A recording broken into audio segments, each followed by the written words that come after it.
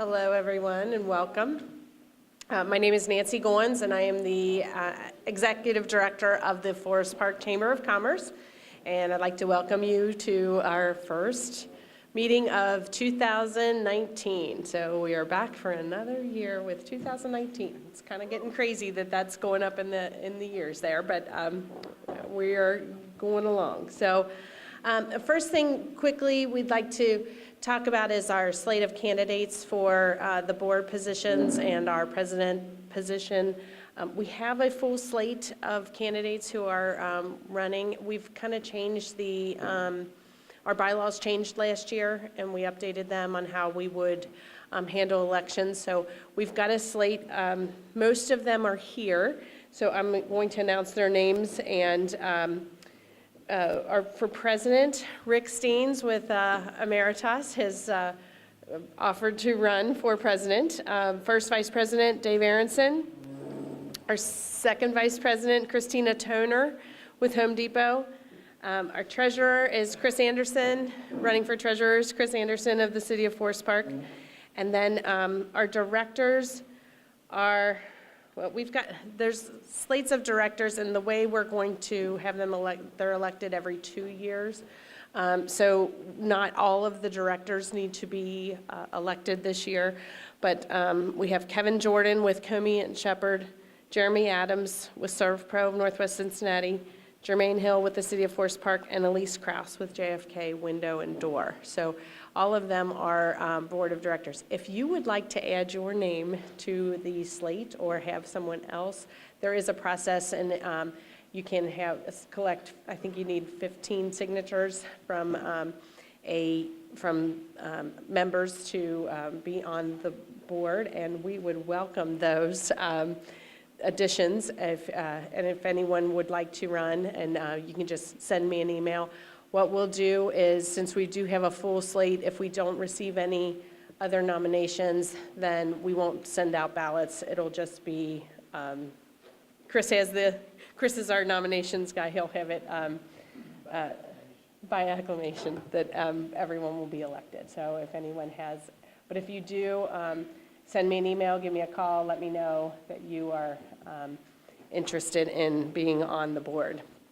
And we also have committees assignments that that people can join committees and help us with membership and programs and everything else. So if anybody is interested in that, we'd love to have you. And there was a checkbox on the bottom of all of your membership applications that you could check that said, I'm interested. So. Cool. We have any reports from the city? Paul, Chris, do you guys have any updates that you want to give us? I don't think Ray's here. Nothing. Have any updates from you? Got something? Just that those of you have probably seen there's a couple of really nice projects underway here in the city. The first is that we haven't been on Sharon Road lately and seen the gate, the door, and window expansion. They've added 15 to 20,000 square feet, I think, of space for a new showroom and office headquarters and rework the existing building. It's about a $3 million project. It's a really nice building. If you haven't gotten over there and seen it, it's a nice addition to the community. And then we also are working with Maggie the Shoe Company on a redevelopment on Northland Boulevard. They actually bought the old shopping center that those of us have been around long enough to remember as the Central Hardware Shopping Center. It's called North Point. North Point had really fallen into disrepair. Magna bought it, and they're investing about $3.7 million to convert it into an extension of their office and manufacturing business. So it'll be a really nice project and clean up that corner. You'll probably have seen some of the work already starting, but when we get into the spring, you'll probably see a little more work, including some demolition going on for the site. So it's a nice project. So of course, the school district's moving forward with their project, as you probably have seen. It's going to be an outstanding addition to the community, so we're all excited about that one. So, thanks, Nancy. Great, thank you. Do we have anything we need to talk about from police or fire? Anything we need to watch for? Fire season, hopefully we're done with trees. We don't have any Christmas trees that are going to. Be careful with your space heaters. Yep, 3 feet of space. Be careful cooking. Use timers. don't text and cook, don't watch TV and cook. Bad juju. Job security, but we don't want to come to your house for that. Okay. And business visits, you guys make business visits throughout the year, right? You don't start, you'll be starting new, or you have them on a rotation? Pretty much, okay.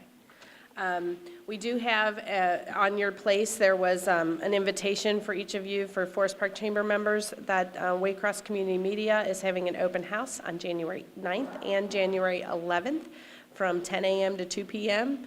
I think there might be some snacks, goodies, and a chance to visit and see what they do at their studios. So we have a great resource here with Waycross, and they're a great community partner, and we encourage you to stop by and see what they do for us. So also, I think, John, you have something, John Beischel with Winton Woods High School has a event that he'd like to. Yeah, I'm counselor at the high school, and on February 12th, we have a college career curriculum fair. Some of you were part of that last year. We'd certainly invite any of you if you want to be a part of that, particularly the career part. If you're looking to hire high school students, or if you're hiring, recent college or high school graduates in the springtime, if you would just see me or let me know, we would be glad to have any of you represented there, at the table, and be a part of that evening. Or if you're just in the community and want to come by, also we combine our art fair that evening, so a lot of our art students and artworks are displayed as well. So love to have any of you be a part of that. If you're interested, just let me know. Great, thank you. Okay, and I'm going to give one more plug because there's two people here, and I utilized a chamber member benefit program that we have this year, and bought a membership to AAA, and used it for a couple things already this year. And yesterday morning, I got in my car and I went to start the car, and it didn't start. And I called AAA, and they came out and they replaced my battery, and I was ready to go back to work very quickly. So it was an amazing experience that was on a Monday morning, one of those fun things. So I would just give a plug to our friends at AAA and Bob Summerall. They were there in 40 minutes, and I was. Yeah, so it was, I called at 8:05, and I was ready to go again by, he had to replace it, so I was ready to go at 9:30. And he had to get through my Christmas decorations in my garage. Very nice man that fixed it. So this is a little plug, and we do have a really nice discount, and AAA, Bob Summerall is up there right at Winton Road and 275 if you, by the Comfort Suites. So give them a call. They'd love to take care of us all. So now we are here. We would like to introduce Mr. Dave Aronson. Most people in the room know Dave or have seen him around. He's been a part of the chamber for a long time, but he is also a part of the Better Business Bureau, and he has done some training, and he's going to introduce us to this In Pursuit of Ethics, which is a great training program that they are kicking off more so in this area in the last year or so. So without further ado, Mr. Dave Aronson.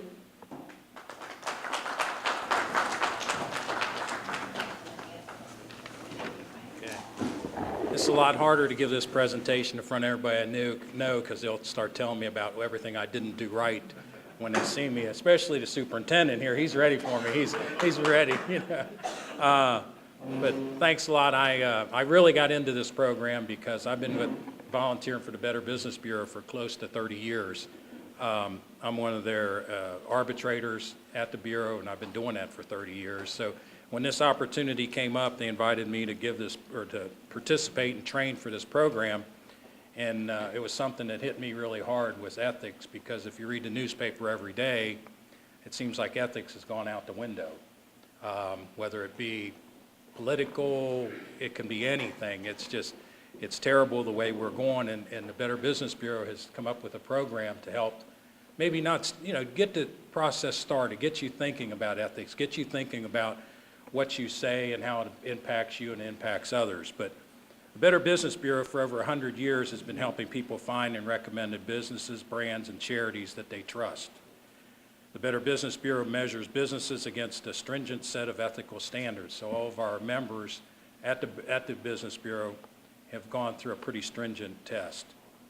We also offer consumer tips and information, and we offer dispute resolution between businesses and consumers, basically with mediation and arbitration. And that's all at no cost. And it's a lot quicker than if you want to go through the court system if you have a complaint against a Better Business Bureau company and they're a part of the BBB care. BBB standards for trust are 8 principles. And that's they build trust, advertise honestly, tell the truth, be transparent, honor promises, be responsive, safeguard privacy, and embody integrity. And that's what the Better Business Bureau lives by.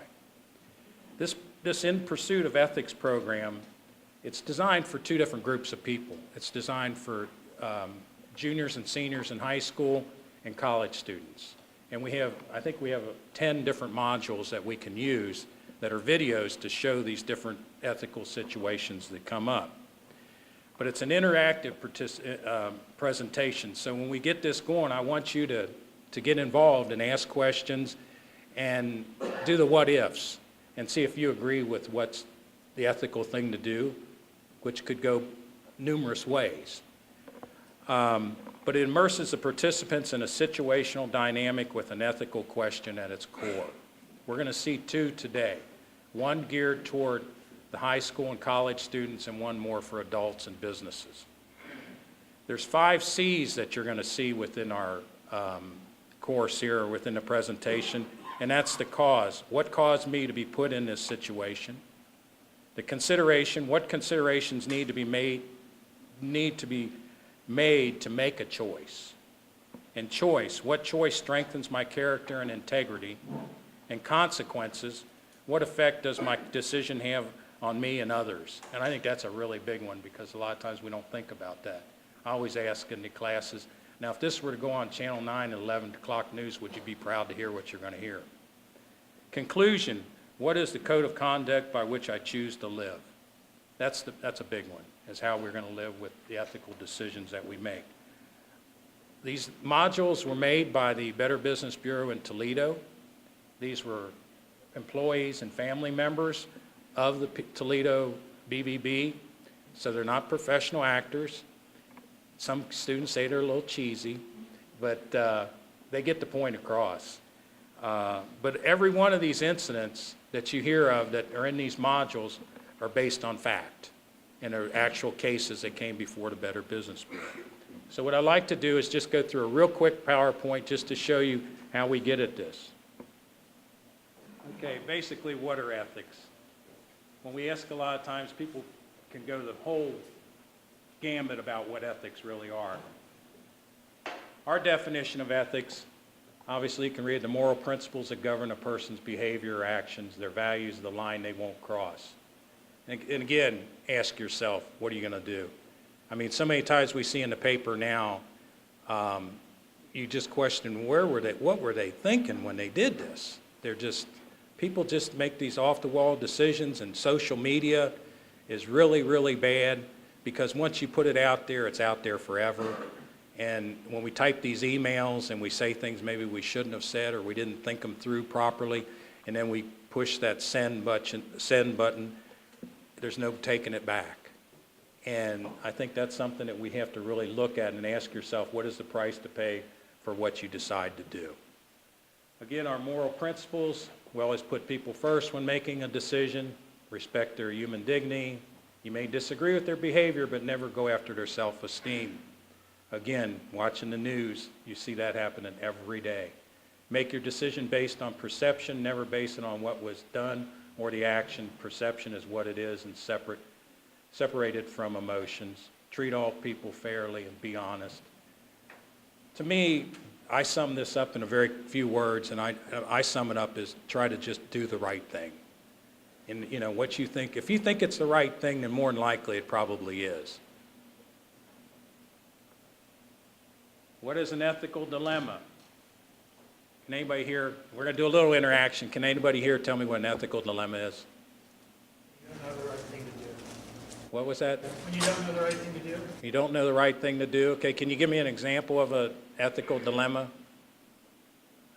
I'll give you a quick release. Okay, go ahead. You find $100 bill on the sidewalk, what do? Put it in your pocket, you go find the closest police department. You know, there's always that in the newspaper too. Right. The Good Samaritan, and things of that nature. Does the right thing. Exactly, exactly. I'll give you a little case. My wife went to a greenhouse and bought these plants, and all over the greenhouse it says, these are guaranteed 1 year. If they die, bring it back. That's it. That's the guarantee. Well, my wife is an extremely good gardener. Well, she knows the plants, and she knows them by the real names, not by the names that I would identify with. So she goes and buys this plant. Well, she overwaters it, plant. And that was unusual in itself. And she thinks she killed the plant. So I, in my infinite wisdom of trying to save money, I said to her, I said, well, it had these signs all over that if you overwater this plant, then, you know, and it dies, you can bring it back and get your money back. And then my wife proceeded to tell me, don't you teach an ethical class? And that was true. And the thing is she knew that she killed the plant, that the plant didn't die because of doing the right thing. It died because she did the wrong thing. So ethically, she said, I'm not taking it back. It's my fault. But on the other hand, if somebody went and bought that plant, like me, that knows nothing about plants, and I overwater them, and I didn't know that I overwatered them to kill that plant, then is it ethically wrong for me to take the plant back? So you can go both ways in a scenario like that. I think it's okay for me to take the plant back because I don't know any better. But for her, she knew a lot more than I did, and she knew better, and it was not ethically right for her to take the plant back. So, I mean, that's a small ethical dilemma that you run into, but you run into these every day. And it's fun to see that. One of the modules is somebody goes out and they go to the bank and they cash a check, and they cash the check for $100, and the bank teller gives them $180. Oh my God, when you're at UC down there with those students that got about 30 cents in their pockets, they just think they won the lottery. But I mean, what's wrong with that? You know, what's the right thing to do? Who gets impacted by all this? So you have to really think these things through, that, okay, I got 180 and I only cashed a check for 100, then is that my money? You know, well, the banks, you know, they're always making too much money off of me. So, you know, sometimes we justify things that aren't really the right way to justify. Okay, a decision-making problem that forces a person to look at their values. Pretty simple.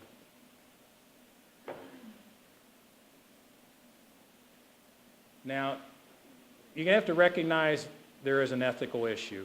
And these are just the facts. I think I gave them to you. I'm not going to go all through those with you. You've got them on your paper. The most fun part of this whole presentation are the videos and the what-ifs. So this is part of how you make a good decision here. Now, since you know what an ethical dilemma is, can anybody give me an idea of an ethical problem they've got into? Now, I know the police department can give me a lot of them. But come on, can somebody give me some ethical dilemmas that you've been involved in?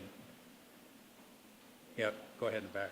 So mine was a few years ago, but I worked for a suit company, and I had a customer come out and literally pull out $250 out of a pocket that was a suit that was on the rack.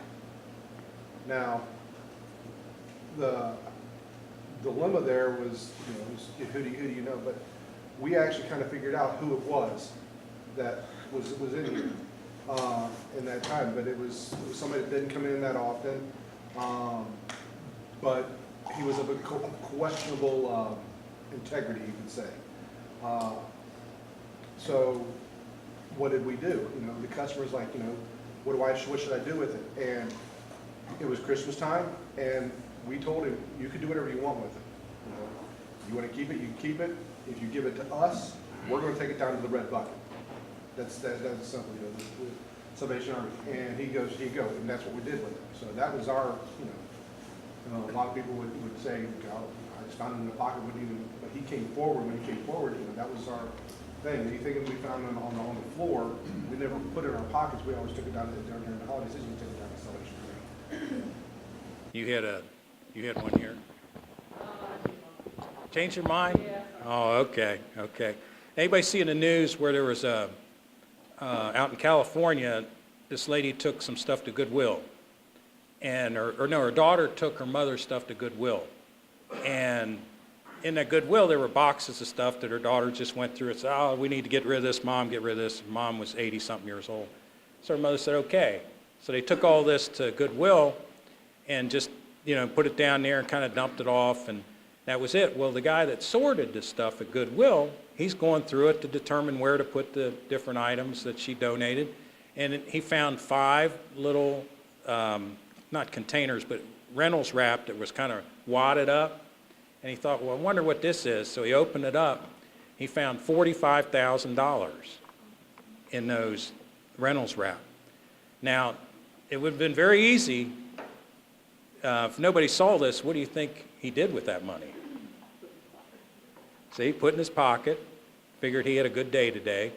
But what he did is he went and reported that he had found this $45,000.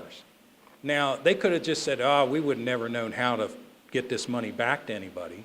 But what they did is they went and figured the log, and they saw where they did get a receipt, and they figured where it probably came from, and then they called the people and questioned them about what they gave, and they found out that the mother of the daughter that took it there, she had just lost her husband about 2 or 3 weeks later and didn't know this money was there, but knew there was money somewhere, and that was their life savings. And they end up giving the money back to them. Now that made the national news.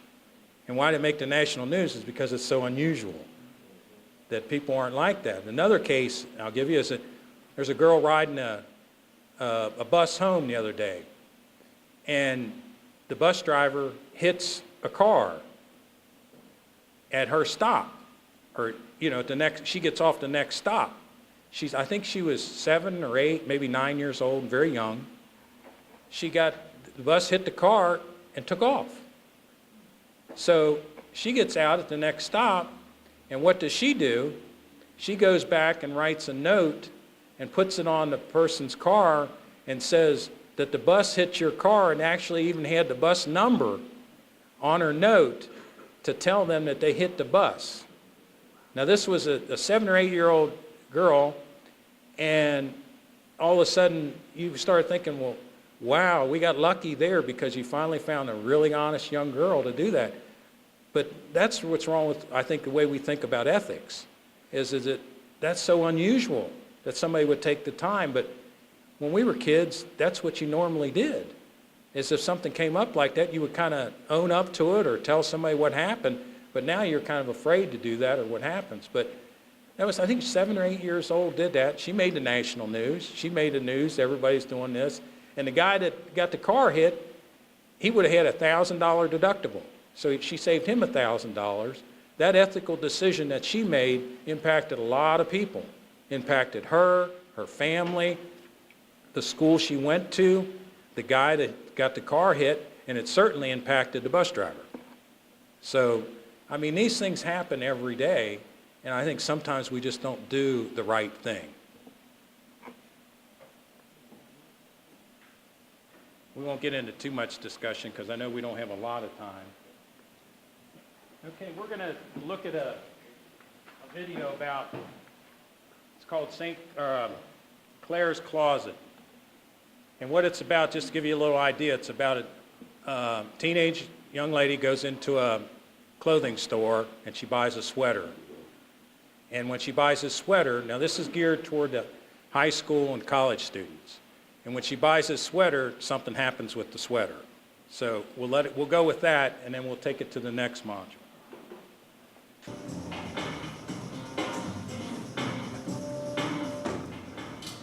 Did you find something that you like? I love this sweater. Yes, this is a really popular one this season, and the color is perfect for you. And it's 40% off. Ooh. So are you paying by charge? Yes.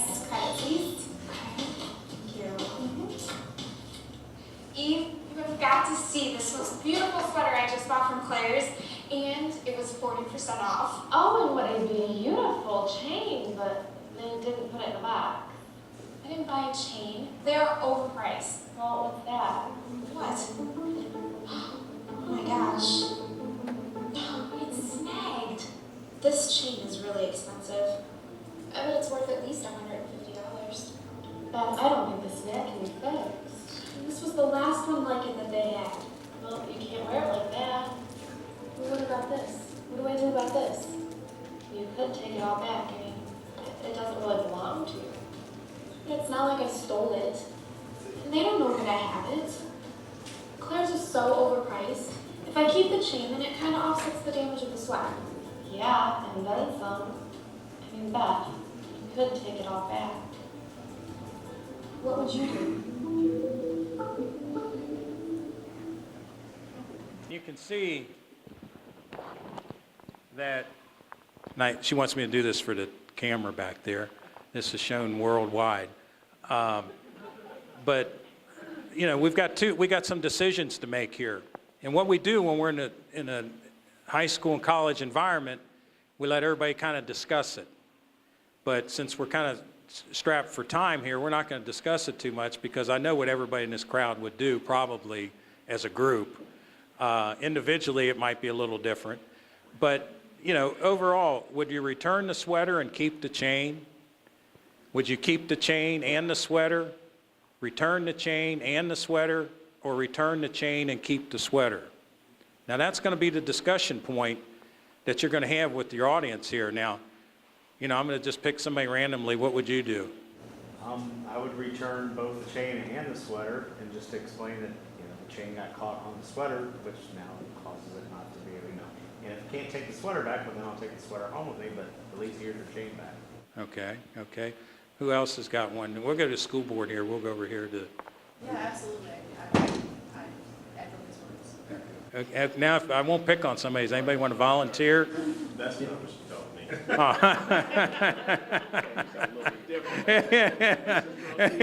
Well, that might not have been too ethical to say that. But anybody else who want to, go ahead. I would do B. I would return the chain and the sweater, but try to renegotiate on the sweater. That's a good one. Have you seen this video before? Oh, okay. Okay. It's got a snag in the sweater, and it's got the chain that got snagged on the sweater. So, you know, you got all these ethical dilemmas here, and it sounds kind of simple and silly, but there's a lot of ways that you could go with this. You know, all four ways have consequences, but you have to think which way are you going to come back, and how's it going to look on you tomorrow? And like I always say to everybody, I said, think about somebody that you really respect, like, you know, your parents, your sister, your grandparents, your husband, your wife, your teachers, you know, people, you know, your business owner and stuff like that. How's it going to look to them if they heard about this? Or sometimes when you're going to make a decision, run it by one of those people and see what they think and see what they want to do. You know, because that's probably going to ground you a little bit more, because we can all justify anything. We can always sit there and make some type of thought process. Well, you know, it was on there, but it wasn't my fault, so I could keep it. Is it right or wrong? That's up to you, whether you keep it or not. So those are the ways we could go. So by a show of hands, who would return the sweater and keep the chain? A. Okay. Keep the chain and the sweater. Dr. Smith? Okay. Return the chain and the sweater. Oh, okay, so most everybody would do that. Return the chain and keep the sweater. Okay, okay, well, you're outnumbered. So we're going to play, and what you can do with this module is you get to play whichever one you vote on. There's no right or wrong answer to it. So if they decided to keep the chain and the sweater, we would play that one, and it'll show how this goes out to everybody, how this is really, how the story will go there. The problem is we can't take one decision and then say, okay, let's go back. Then we have to reroute back to the system to get a new scene. So each one has their own ending to it. So since we went with C, return the chain, we'll play C. You guys stay. See you soon. Do you have a return? Yes.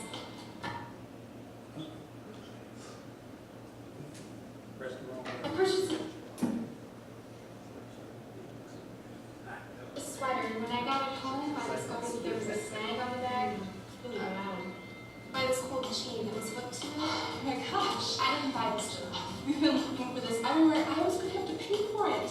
Oh, hold on real quick. Let me get the manager, okay? Thank you. Thank you so much for returning us like this. Well, I couldn't keep it. I was so bummed. This was the last sweater like this in my size. And that snag is irreparable. Yeah, that is irreparable. I'll tell you what, let me get on the phone and I'll call some of our other shops, and I'm sure I can find another sweater in your size and your color, okay? And snag, hurry. All right? Thank you. If you leave your name and a phone number, I'll give you a call as soon as it comes in. As a matter of fact, I'd like to give such a big discount. Yes, there's just so few honest people left anymore. Thank you for your honesty. Thank you so much. There's other tracks that we could take, like she takes the, those different other three, and they all lead to different endings. So it just depends on how the students decide they want this to go. And I'll play it any way they want to play it. If they all want to just keep the chain and keep the sweater, I'll do that. But then they're also going to see the Forest Park Police show up. I mean, and it is, I think it's Barney Fife shows up, but it's a really kind of a fun thing that actually she's going to go out that night and go to a dance or something, and the doorbell rings, and she says, oh, he's here early. Well, all of a sudden, here's the police officer on the outside opening the door, and here, lo and behold, there's the chain around her neck. So, because they had video cameras. So, I mean, there's a lot of things that you can play into this whole story that gives them a different perspective of what is really going, what they think's going to happen. And it's usually the worst case scenario. They're going to get arrested, the FBI is going to get called or something like that. I mean, we've got an automotive one like that, where a guy is told he sold new parts at the automotive place, but the owner tells the mechanic to put in used old parts. So, there's a lot of those. Like when you go to the vocational schools, if they're in auto mechanics or something, they really identify with that. So it's kind of fun to do those things, but they all have different storylines to the end. And that's what I want to make sure that everybody knows. And like when you look at the business ones, we can take one, and we're going to try to do it in a half hour, 45 minutes here today. Not that one, but overall the whole talk. But you can take these things and make them 2 or 3 days, sessions. Like you may do an hour and a half session for 2 or 3 times over a couple of weeks or a couple months, whatever you want to do. But the idea of these videos are to get you to think. They're to get you to understand of the decisions that you make and how it impacts you and impacts others. So we'll show now, does anybody have any questions on Claire's closet? Any questions? Okay.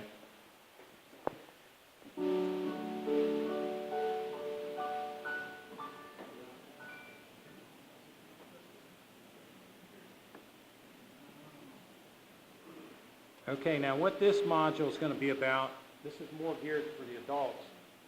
It's the partner in a company gets involved where he has to give an estimate to a potential client, and the client is somewhat unreasonable, and he wants to beat him up on the price. So the only way he can get beat up on the price is he has to give up something. So this is how this module runs. I can definitely tell there's a lot of extra time and effort was put into your home. This is impressive. Well, I won't settle for cheap. I get the best for what I spend. Our company's goal is always to get a customer the best quality for the best value.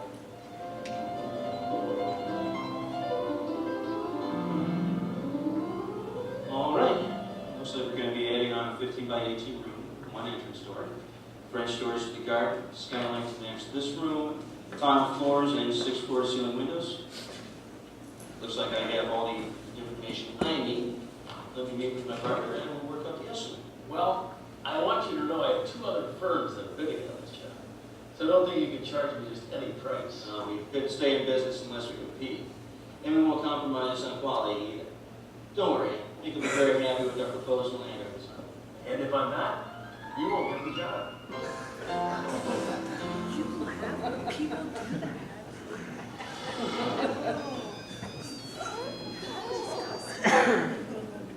Hey. Hi. Are you coming home tonight? Oh, yeah. What time is it? I'm sorry. We're just working on this proposal for this really tough client.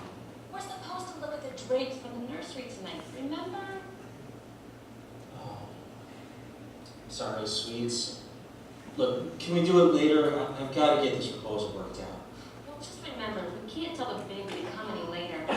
I don't want to be paying between feedings and diaper changes. I know. But if I don't get this proposal locked down, we're not going to be able to afford diapers.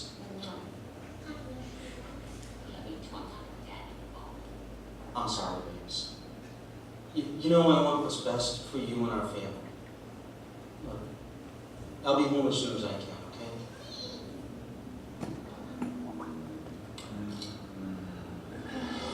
How the media will overshadow state. Tough sell, man.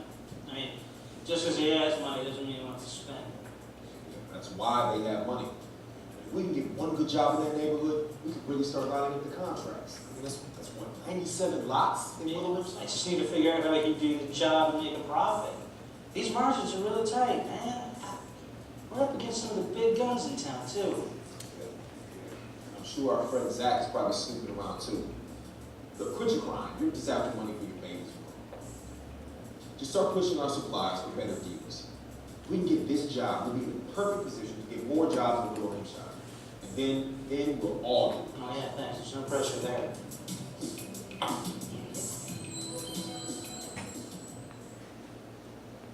I really had to search to find materials to match what you have here, but I think we found them and we can match your interior designs and get the cost down. So, once you sign, we can get started. Now, this is a good beginning price, but you're going to have to do better. With all due respect, I had almost threatened my suppliers to get the price that low. The timeline's short. I had to call Europe for the terracotta. Wait, what do you mean, almost had to threaten them? That means they gave something, and they're still making a comfortable profit. Kick them in the do better, or you're out of the running for the job. I'll give you 2 days to get back to me with your final offer. Clear? Yes, sir. I'll do what I can.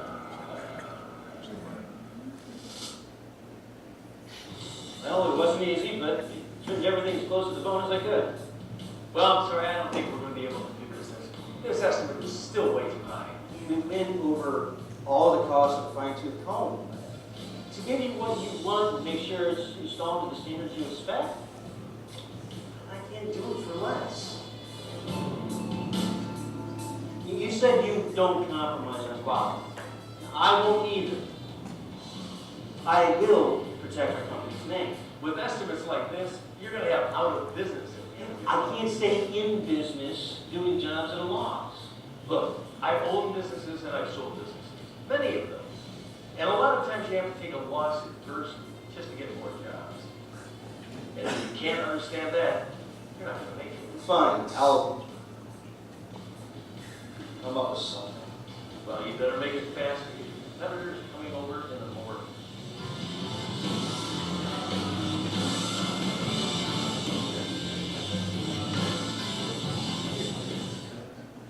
I think everybody that's been in businesses might have run into a customer like this.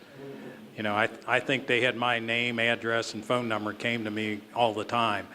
But what happened was, this guy's put into a tough situation. You know, he needs the job. He needs to make, you know, this, he wants to get into that subdivision. He wants to satisfy his partner, and he's trying to satisfy the customer. Now, how's he going to do that? So that we have some options here on which way we want to take this.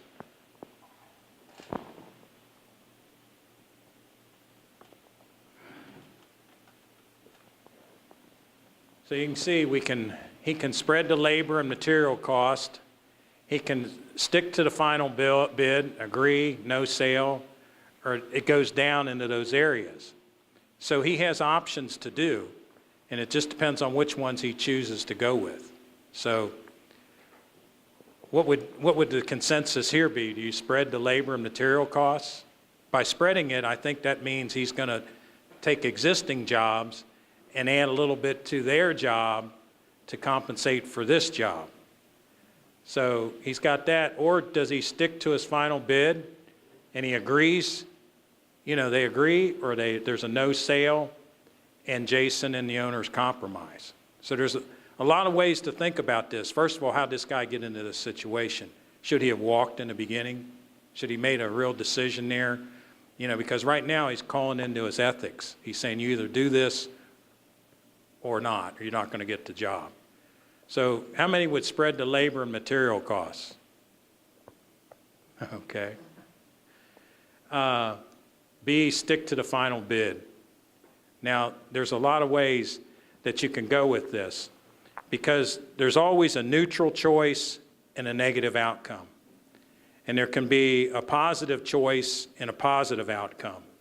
And that's what you're going with scene track 2. Or you can have a negative choice with a neutral outcome, or a negative choice and a negative outcome. So there's a lot of ways you can go with this after you decide how you want to start with it. So if we're going to start to stick to the bid, is what I expected everybody here to say, then it's going to come out with a pretty positive attitude. He might get the job, he might not get the job, but at least, he held up and he made a good ethical decision. Yep. Yes. Well, no sale, be walking. Okay, he's not going to get the sale because he's not going to compromise. And when he sticks to his final bid, those are the 3 things that could potentially happen from him. So you get them to start thinking about this. We have some that are TV producers. We have insurance, where somebody has to do their insurance and the group plan has to sign up for everybody, what their health claims and things like that. So there's a lot of different modules that you can pick, but this one I thought was probably the simplest, easiest. Spare costs out on the proposals. Yeah, so that's another window in on the Johnson's remodeling job. I pressed the wrong one. Through the job. Decide the cost of materials on the other jobs. Make no profits. That'd be dishonest. Get them to sign off. Everybody donates a little bit of this. You're working too hard. I didn't hear you. Come in. Relax. It's just your partner. So, how's the proposal coming? Rough. Starting to get carpal tunnel syndrome. Trying to see these numbers. Just remember, 2 + 2 = 4. Plus profit. So, hey, I was looking at this specifically.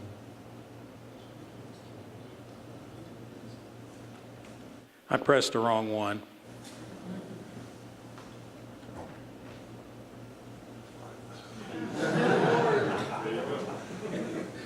I mean, he's got a choice here. Inspector comes up, there's problems, or the owner, things go crazy because he can't do the job right, so the owner starts bad-mouthing the company. So that's if you would have taken that avenue. You played that one out well, Jason. I've done a lot of negotiating lately, and I was pushing you to the wall, and you stuck with your ethics. You're going to do very well in the business. When can you start? I put my credit card money. That's sure you're going to get the job, huh? No, I just don't like to keep my customers waiting.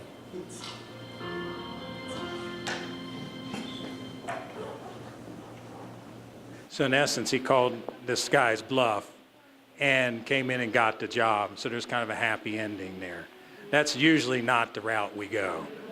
We usually go a different route, and it's not so happy. It's like they use inferior materials, and one of the guys working with the materials gets hurt, and they won't call an ambulance or anything because the guy's working with no insurance and he has no workers' comp. So, I mean, it gets real deep when you want to take it that way. And that's how you take it. You might show this one first to get everybody that good fuzzy feeling, but then after that, then you'll take them back through the scenario of showing what could really happen if they don't do it right. So that's where I say it can get to be a longer presentation, you know, than just 1 hour or an hour and a half. So that's really how it is. The Better Business Bureau has this available. You can call down here, and Chris Klug is here from the Better Business Bureau. Be happy to talk to you about the options of the Better Business Bureau and what you can benefits from it or anything. Any questions you have about the Better Business Bureau, I'd say take it to Chris, because I'll probably mess it up. But these things get people thinking. They just get them thinking a little bit. And then what happens is, especially in the high school and college level, it just gets them to thinking, and then we expect the teachers and professors to take it from that point. You know, we just want to plant the seed, and then it's up to them to cultivate it. And it's the same thing with the business community. We just want to plant the seed within your company. I firmly believe that all ethical decisions and unethical decisions that are made start at the top down. That, you know, and then in my consulting business, when we dealt with most of the problems, it was problems from the owner allowed this thing to go on. It's kind of like in a construction business or remodeling or car business, you get a deductible and somebody pays you in cash. Well, a lot of guys take that money and put it in their pocket. Well, what does that send to your employees? What's that telling them? If you're okay with doing it, then maybe it's okay with me doing it. Or if it's okay with you taking a bunch of stuff home as a supervisor, is it okay for me to take it home? So it all starts at the top and goes down. I had a client one time, and I can't say the word that they referred to as their customers, but it was a very derogatory word.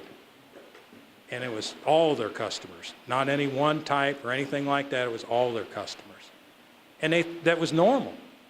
So when I got done after 5 days up there and we had to give a presentation to about 200 employees, I said to them, I said, you know something, I had no idea that all your customers were related.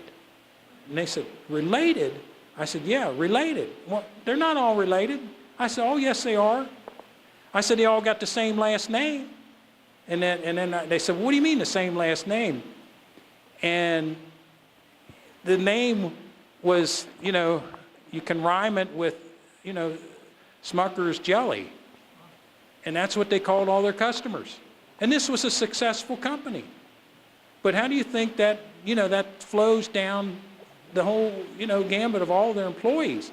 And when I said that, there's always a little chatter in a group.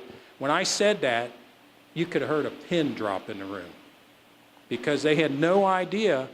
And then they all started, you know, you look around and you can kind of see people when you give these presentations, you start seeing their heads go like that. They knew exactly what I was talking about.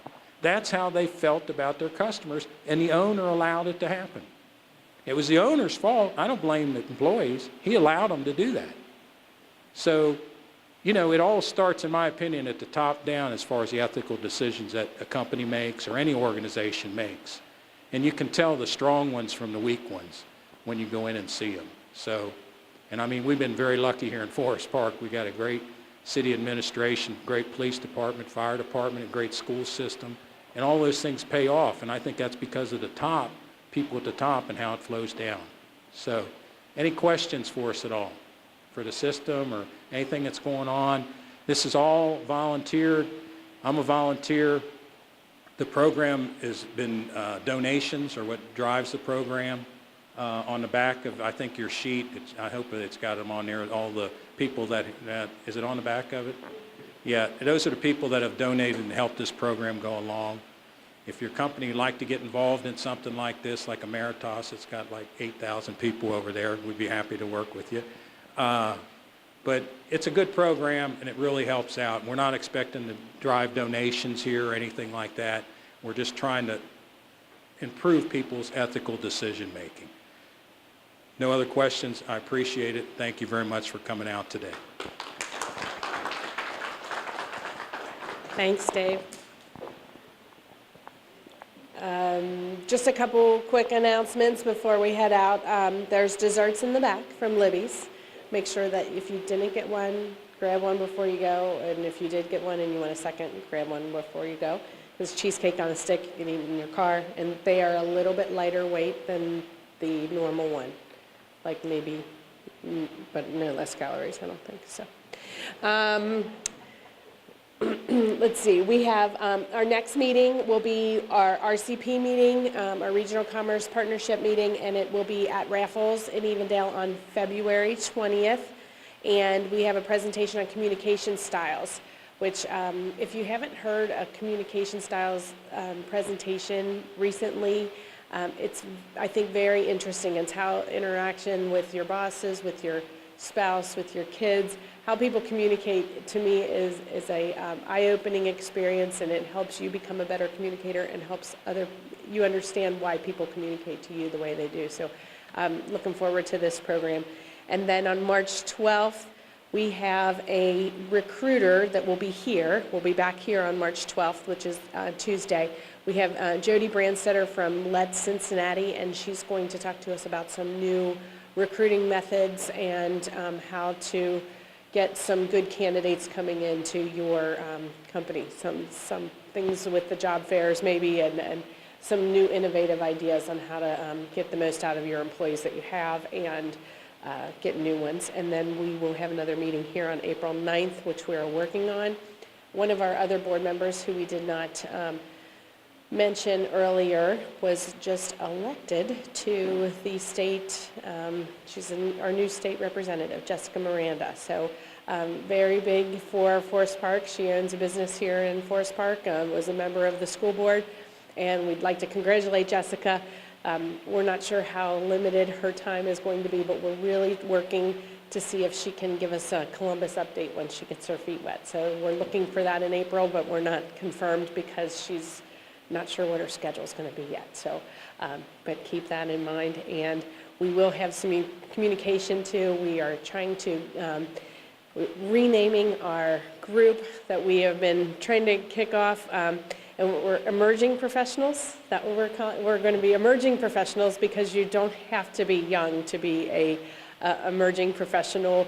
You can be an OP like me and still join in the group. So we will have some communication coming out. If you have any trouble getting communication from the chamber, please send me an email. We have sent out emails. We have a change in our website, which may have gone into some people's spam filters, but hopefully we've got that squared away. But make sure that we're a cleared address with the forestparkchamber.com in your systems if you have any problems.